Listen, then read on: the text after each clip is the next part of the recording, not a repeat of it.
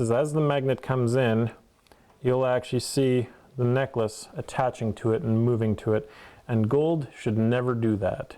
Martin Strasser of Premier Jewelry and Loan knows how to spot a fake, but with over 20 years under his belt, he's had some practice, which is how he discovered several Kelowna residents had been scammed, some up to over $1,000 after purchasing what they thought was real gold jewelry from a hard-up individual on the street.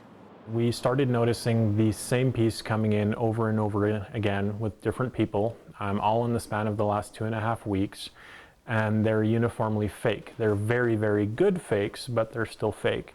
And then we began dialoguing with the people saying, where did you get these pieces? And it's, I bought it in a parking lot, or someone came to my husband at a construction site and sold it to him. It's like the old saying goes, if it sounds too good to be true, it probably is, especially with cash for gold businesses located all over the city that will purchase real gold jewelry at fair market value.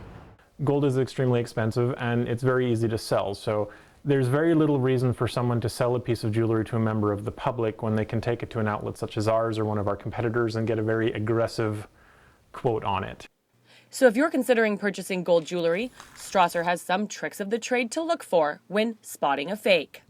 Construction quality is supposed to be perfect. There should never be another color of metal underneath it. So when you look for things like plating coming off and you see another metal coming up underneath, that should be an extreme warning sign for you, particularly if that metal is another color.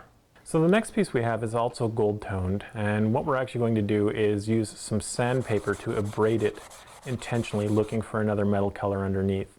Now some people may worry that this is destructive to the jewelry and it will cause a little bit of damage, but bear in mind it's much better to pay a goldsmith $10 to fix a piece than it is to lose $1,000 on a fake piece. So a lot of the fakes we've seen are plated over some kind of magnetic, iron or steel base. So if you have a strong magnet, you'll find that the jewelry actually responds to it, and it shouldn't.